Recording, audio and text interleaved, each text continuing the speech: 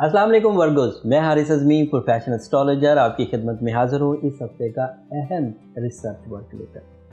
Virgo's, पिछले हफ्ते से जो टाइम बिहेवियर आपके साथ चल रहा है वो बहुत अच्छा तसलसल के साथ मुस्बत है, बहुत ही मुस्बत है। आपका रूलिंग प्लैनेट, आपको पता है ना, आपका ruling planet Mercury sole orbital movement में आपके सेकंड हाउस में, and you know second house is a house of material advantages. Second house is a house of sudden gains. Second house is a house of multitasking. और उधर आपके ruling planet का होना आपके लिए अच्छी खासी आसाइश पैदा कर रहा है। नए जॉब का हसूल अगर विर्गो को इस वक्त कोशिशें की जाएं तो बहुत आसान होगा। फिर वीनस भी आपके सेकंड हाउस में मरकरी के साथ ही चल रहा है। वीनस अगर सेकंड हाउस में हो तो आपके आर्ट की कदर बहुत होगी। आपका आर्ट जो सिर्फ एक आइडिया होगा, मरकरी उसको इम्प्लीमेंट कर देगा प्रैक्टिकल वर्क में। वीनस और मरकरी इकट्ठा हो तो जॉब की जगह पर एप्रिसिएशंस बहुत मिलती है। वीनस और मरकरी इकट्ठा हो तो दिल और दिमाग अलाइनमेंट के साथ चलता है, एक ही तर्ज पर, एक ही तरफ सोचता है बामकसद होकर, और काम में मज़ा आने लगता है, उकताहट बिल्कुल यकसर ख़त्म। मरकरी की वजह से कम्युनिकेशन भी बहुत अच्छा हो जाता है। एक कामयाब आदमी जब जॉब पर खड़ा हो, आइडियाज़ आ रहे हों, कम्युनिकेशन बहुत अच्छी हो रही हो, आप उसके एतमाद का अंदाज़ा लगा सकते हैं कि वो कहाँ से कहाँ पहुँच जाएगा। This is so positive for all Virgo's, all type of Virgo's. चाहे स्टूडेंट हो, उनके लिए मरकरी ज़हनी सलाहियतों की वजह बनेगा। कारोबारी लोग हों, जॉब पेशा लोग हों, क्रिएटिव लोग हों, सब वर्गोस को ये फ़ायदा देगा। इवन फीमेल्स, रोमानवी ज़िंदगी वीनस पॉजिटिव होने से emotional satisfactions, emotional attachments, soul exchanges, successful relation, ये सब मुयसर आएंगे। नया कारोबार शुरू करना हो, मल्टीटास्किंग करनी हो, उसके लिए भी ये सिचुएशन अच्छी है। फिर आपका मार्स और सन पहले घर में, ये पिछले हफ्ते का तसलसल है। पॉजिटिव न्यूज़ में ये सेकंड पॉजिटिव न्यूज़ है। फर्स्ट हाउस में अगर सूरज हो तो personality, attraction, centre of attraction आप ही बने रहते हैं। आपके खुदख्वाल, आप खुद पसंदी में भी मुब्तला होते हैं, अपने अंदर निखार लाने की कोशिश करते हैं। अलबत्ता मार्स पहले घर में थोड़े एंगर फिट्स लाता है, थोड़ा गुस्सा लाता है, लेकिन रूल्स ऑफ एस्ट्रोलॉजी के मुताबिक अगर सूरज मार्स के साथ ही हो तो उस मार्स की नेगेटिविटी को बैलेंस कर देता है। अगर बैलेंस हो गया हो तो अच्छी बात है। अगर गुस्सा ज़्यादा आ रहा हो तो इसका मतलब है आपका मार्स ज़्यादा ताकतवर है, जो सन को खातर में नहीं ला रहा। बट इन दोनों सिचुएशन में शख्सियत में निखार आता है।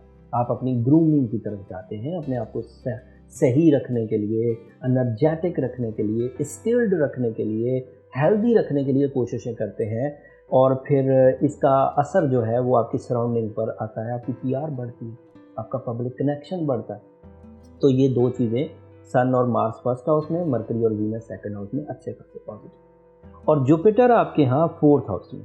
Jupiter you know sign of good luck, गर्दिश अय्याम को टालने वाला सितारा, रिवॉर्ड्स को इन्हेंस करने का सितारा।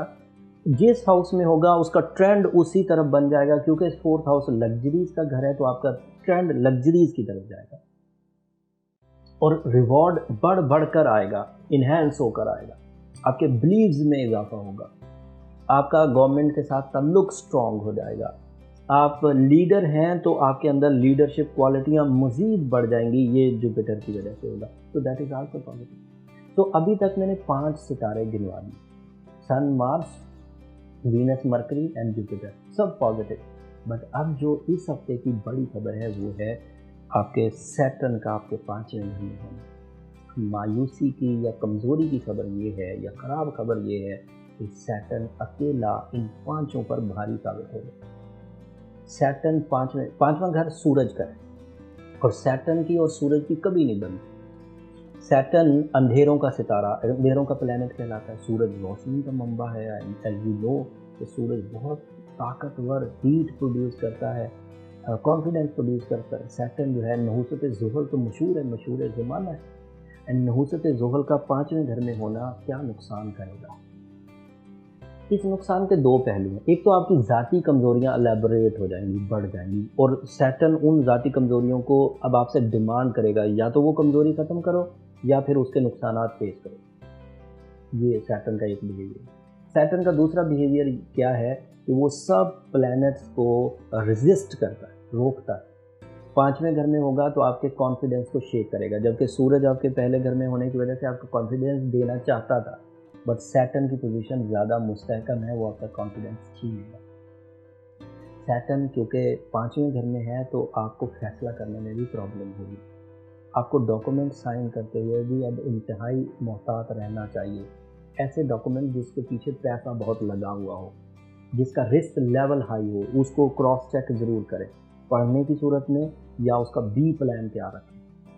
सैटर्न के 5वें घर में होने से रोमानवी नाकामी भी एक्सपेक्ट की जा सकती है। रोमानवी नाकामी, किसी को प्रपोज किया है तो रिजेक्शन आ जाए, मंगनी हुई है तो निकाह में डिले आ जाए, या रिश्ते की बात चल रही है तो रिजेक्शन हो जाए, दिस इज़ पॉसिबिलिटी। एंड 5वें घर में मार्स सैटर्न के डायरेक्ट होने से 17 को एक और प्रॉब्लम भी आएगी कि जो सीनियर्स हैं उनके साथ आपके ताल्लुकात, या माँ बाप के साथ ताल्लुकात, वो तो मैं इतना अहमियत नहीं देता, क्योंकि माँ बाप तो हालात सितारे कुछ भी हों वो आपकी फेवर में रहते हैं, बट सीनियर्स के साथ, बॉसेस के साथ ताल्लुकात उलझ सकते हैं। एंड सैटर्न का एक आखिरी इम्पैक्ट जहन को उलझाता है, जबकि मरकरी और वीनस आपको बहुत कॉन्फिडेंस दे रहे थे। अगर मरकरी और वीनस मिल जाएं तो वो सिर्फ 7 दिन की, बल्कि 60 भी नहीं, 35 दिन की आपको प्रोडक्टिविटी देंगे, जबकि सैटर्न अब आपके 5th हाउस में लगातार कोई 8 महीने अब डायरेक्ट रहेगा, मई तक डायरेक्ट रहेगा, और अब वो 5वें घर से निकलेगा तो रेट्रोग्रेड होगा, अदरवाइज अब जितनी देर वो 5वें घर में है वो अब डायरेक्ट ही रहेगा। और ये जो ट्रबल्स मैंने गिनवाई हैं, बेसिक सी ट्रबल्स मैंने गिनवाई हैं, ये एक्सपेक्टेड हैं। सो वर्गोस, आपको थोड़ा सा ध्यान रखना होगा। मैंने अपने 16 साल कैरियर में एक्सपीरियंस किया है कि सैटर्न को सह कर, बर्दाश्त करके गुजारा नहीं जा सकता, इसको बैलेंस ही करना ज़रूरी होता है, नहीं तो ये अपनी ट्रबल्स छोड़ देता है। सैटर्न का 17 तारीख के बाद डायरेक्ट होना, अगर कोई ताकतवर वर्ग होगा तो वो संभाल पाएगा, अगर कोई कमज़ोर वर्ग होगा या अपनी किसी बुरी आदत के साथ चलना होगा तो सैटर्न उसके ऊपर हावी हो जाएगा। सैटर्न को अगर रिकवर करना हो तो ओवरऑल रेमेडीज़ में ब्लू सफ़ायर या येलो सफ़ायर वर्गोस के लिए बहुत अच्छा रहता है। ओवरऑल रेमेडी मैंने पहले ही जिक्र कर दिया, ये इंडिविजुअल रेमेडी। इंडिविजुअल रेमेडीज़ के लिए स्पेसिफिक या किसी इफेक्टिव मोस्ट रेमेडी के लिए आपको अपना पर्सनल चार्ट बनवाना चाहिए। पर्सनल चार्ट के लिए एस्ट्रोजेम आपको सर्विसेज देता है। मैं बीइंग अ प्रोफेशनल हमेशा कोशिश करता हूं कि आपको आपकी पर्सनल सेक्टर की चीज़ें ज़्यादा गहराई से बताई जाएँ। उसके लिए नंबर नीचे चलते रहते हैं, तो वहाँ पर आप रब्ता करेंगे तो आपको जायका बनवाने का या पर्सनल चार्ट बनवाने का सही तरीका पता चल जाएगा। बट मैं इन एडवांस कहूँ, वो फोरम फ्री फोरम नहीं है। उम्मीद करता हूँ कि सैटर्न की जो इन्फॉर्मेशन मैंने आपको आज दी है, या दीगर प्लैनेट्स की मैंने जो इन्फॉर्मेशन आपको दी है, आप उसको समझकर अपनी कामयाबियों को ग्रैब करेंगे, अपनी नाकामियों से बचेंगे। और मेरी वो दरख्वास्त हमेशा आप याद रखेंगे कि जब भी इस दी हुई इन्फॉर्मेशन से आप किसी छोटी से छोटी परेशानी से बचें या किसी छोटे से छोटी कामयाबी की तरफ बढ़ें, तो जहां अल्लाह ताला का शुक्र अदा करें, वहां मुझे भी अपनी दुआ में ज़रूर याद रखिएगा। अगले हफ्ते तक के लिए अब इजाज़त दीजिए। जाते जाते चैनल को ज़रूर सब्सक्राइब कर लीजिए, उससे हमारी हौसला अफजाई हो जाती है। अगले हफ्ते में सैटर्न पर और ज़्यादा इन्फॉर्मेशन आपकी खिदमत में पेश करूँगा। अगले हफ्ते सन भी अपना घर बदल लेगा और सूरज आपके यहाँ 2nd हाउस में आकर क्या रुख इख्तियार करेगा, वो भी मैं अगले हफ्ते तफसील से बयान करूँगा। तब तक के लिए इजाज़त दीजिए। अल्लाह ने